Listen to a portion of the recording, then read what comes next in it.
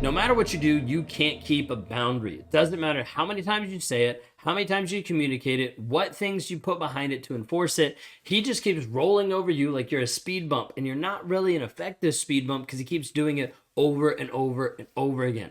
Have you struggled with this piece of boundaries, trying to figure out how do you actually put boundaries in? Who are boundaries for? We had a video we talked about the other week that talked about boundaries and who they're for. So if you're looking at boundaries and who they're for, reference back to that video. When we're talking through this piece of boundaries, though, sometimes it can get really confusing when the guy in your life is pretending or saying or showing for at least a period of time that he is changing. But the question is he actually? How do I know? The easiest way to be able to know is to start putting in boundaries. Now, this is where it gets difficult because sometimes when you're putting in boundaries, it becomes these check boxes of rules, of regulations, of things that need to happen in order for you to move forward, which makes sense logically. But the other part is it doesn't make too much sense logically because narcissists are great at checking boxes. One of the things for me that I've noticed even inside of my productivity and a little bit of like ADHD brain is I want to have a list so I know what I need to do. If I don't know what I need to do, then it makes it really hard for me to function. So my wife, she gets overwhelmed with the house stuff. She's like, hey, I need help. I'm like, sweet, make a list. As soon as she makes a list, I'm like, on it. Like I got it done because I can really focus on that when I have it like laser focus of this is what I need to do. And I can check those boxes by actually doing whatever she needs around the house to be able to help. But inside a toxic relationship, when you create a list, the narcissist can execute that at a really high degree as well. But the problem is there's not true substantial change. It just becomes checking boxes. It becomes something that he does just to do in order to get you where he wants you to be so he can do what he wants to himself, to you, etc. So this is where it gets really difficult because you're like, I need to have boundaries, but I'm not sure how to keep these boundaries because he keeps rolling over me. I'm not sure what to do with the boundaries because every time I try to have a consequence, it doesn't actually happen and I don't follow through at that point. I'm not sure what to do about these boundaries with him growing and changing. Is it actually true? Right? Then you get so many different questions and confusions of like, is he actually changing? Is it actually true? How do I actually know? This is where we need boundaries. So today we're going to be talking about boundaries/goals and what this looks like moving forward so you can identify the guy that's in your life. Is he actually changing or not? He's starting to go to therapy, but is it actually real? How do we actually know? If you guys are new here, my name is Ben Taylor. I'm a self-aware narcissist on this channel to provide awareness of narcissistic abuse. I work with women that are trapped in toxic relationships to find freedom, to actually break free of the cycle that they've been stuck in for such a long period of time. The trauma bond, the addictions, the triggers, all the different things that they haven't been able to process things emotionally. And as a result, they're stuck in survival mode. If that's you today and you want to learn more, I want to explain like the 3 ways that you're probably messing up in trying to figure out how to heal in a toxic relationship. And you can do this by watching a video at rawmotivations.com/breakthrough. Click on the link down below and you can see that, and we'd love to be able to talk and help you move forward inside of this.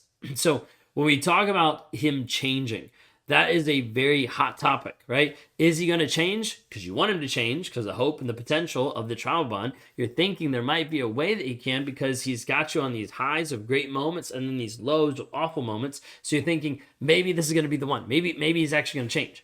This is where we need to start having boundaries and boundaries/goals in your life.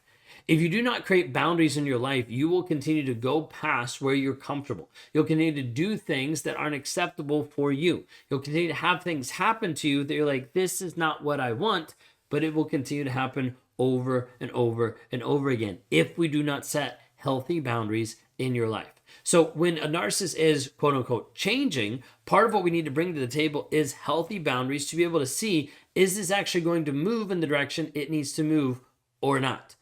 So this is very key, and we have to make sure that we're focused on this. These boundaries/goals have to be something that you get laser focused on for you. Again, not for him, but for you. Now, it's difficult because we're going to talk a little bit for you and for him. I'm just talking about this piece of like these boundaries are very close to your heart and they're not something you're sharing with everybody. Okay? So with boundaries, we're talking about this piece of boundaries/goals to be able to help you understand, is he actually changing and developing or not? When we talk through boundaries/goals, I want you to think of them being like SMART goals. I'm not going to go through all the different things, but they need to be like achievable, and then they need to be measurable, and they need to be time sensitive. Those are like the big pieces I want to point out. Now, when we're talking about this piece of them being achievable and manageable and measurable, the piece inside of here is like you have to be able to measure so that you know, is there progress or is there not? So many times people are like, well, I'll just wait and see, and they have nothing to actually track it.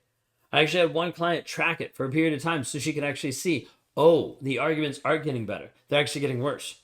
One time I was dealing with a client and we got to the place where she was no contact. And then he slowly snuck back in to the place where she finally said, yeah, like we talk maybe like once a week. It's not that big of a deal. And I knew it wasn't true based on what she was talking and what she was saying. So I said, pull out your phone. And I want you to look back over the past week and count how many times you've talked to him. And she started doing this. She was like, oh. And I was like, yeah. I was like, because you haven't even realized that you've talked to him every single day.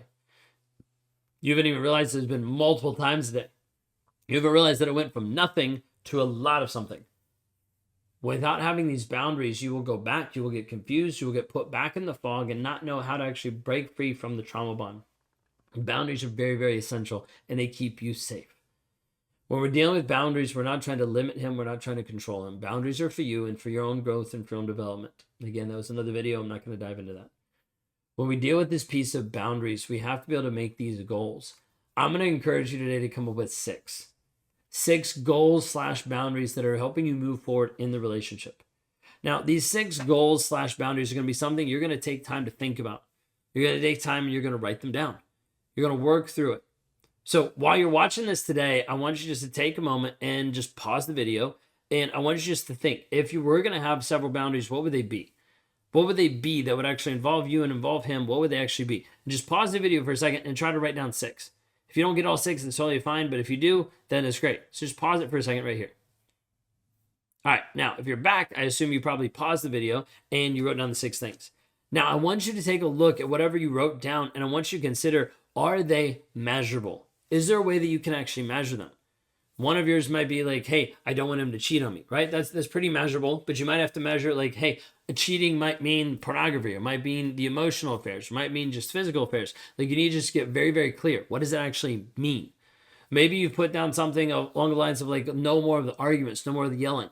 Well, what does that actually look like? How do you know when it won't be that way? How do you know this is what it is? How are you going to measure it? Well, the yelling can't last for so long, or he can't yell at all, or this can't happen on these days, or like whatever it might be. You just need to get very, very measurable and very specific about these goals so that you make sure that it's helping you move towards where you actually want to go. So you need to come up with 6. And inside those 6, they need to be measurable. So if you can take a moment, like pause this video again and go through them and make sure that they actually have measurable, quantifiable things to be able to help these goals actually take root. So just pause the video for a second and check to see if they're measurable. All right, now, if you're coming back from that, I want you to consider they also need to be time sensitive. When you're dealing with the narcissist, it's easy for you to start future faking yourself and to start convincing yourself, well, I'll just do it later. I'll just figure it out. It'll be better in a month, in a year. Well, he struggled this month, so I'll give him another month. You need to actually have time sensitivity on these so that you have a second backup parachute when your first parachute doesn't work. The backup emergency parachute is to help keep you from dying. That's what we're trying to do inside this relationship. We're trying to set up checks and balances so that you jump off the train before it runs off the cliff. So you actually get off the burning building before it actually crumbles and crushes you. This whole piece will not happen unless we actually put time goals to it. This needs to happen in this amount of time. By this time, this will have happened. There needs to be time to it. If there's not time to it, you will continue to tell yourself things that keep you stuck in the relationship forever. So we're going to do the same exact thing. Pause the video for a second and then go to check, are they specific? Are they measurable? And do they actually have time with them to try to be able to see how long is this actually going to go? How long are you going to track these arguments to know if he's actually lowering his voice or not? So pause the video and look to see, do they actually have time in them? All right, so you're back now after you paused the video a couple times. So you guys are doing great. Inside of this process, we're trying to be able to build a healthy way for you to formulate boundaries going forward of where you're going, of what you need, of what you require for you in this relationship. You require him to be faithful, which is why, hey, one of the boundaries is if he cheats on me, then I'm out. Then you need to actually follow through with that, because when you don't follow through, then he knows that you don't actually care about your boundary and you ultimately don't care about you. So inside of this, we're talking through, is he changing? Is he growing and developing? How do we know? We're building up healthy boundaries / goals. Now, remember we talked about at the beginning about narcissists checking off the boxes really easy. That's the other piece we have to be careful of. Now, you've created 6 of these. Now, inside of these 6 of them, you're going to communicate 2, and that's it. You're not going to communicate the other 4. You're like, why would I not communicate the other 4? Because the other 4 are for you only. For you only to set checks and balances to know, is he going to continue to grow and develop? So for instance, one of them might be, hey, I want him to get into therapy and to specifically work with someone who's going to deal with narcissistic abuse. And check the box, he got into therapy. Now, you might not tell him that boundary number 3 was he has to be in therapy for at least 6 months straight. Like he has to keep going to it. He can't just quit and drop out. And he drops out 2 months later, then you know, oh, that one wasn't hit, I'm out. You're like, well, that seems pretty difficult. Like, why would you set some of these that he doesn't know? Because if he knows about them, he's going to check the boxes and revert right back to the toxic behavior.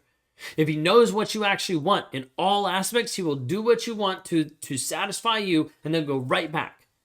So when he doesn't know, then you're actually looking for, hey, I'm going to plant the seed, get into therapy. He gets into therapy and then he doesn't stop. You're like, oh, this might actually be real. Because I didn't put a time limit on it for him. I didn't tell him how long I need him to go to therapy, and he's continuing it. And the relationship's getting better. So you start looking, evaluating everything. You're like, oh, this is actually working, or oh, this actually isn't.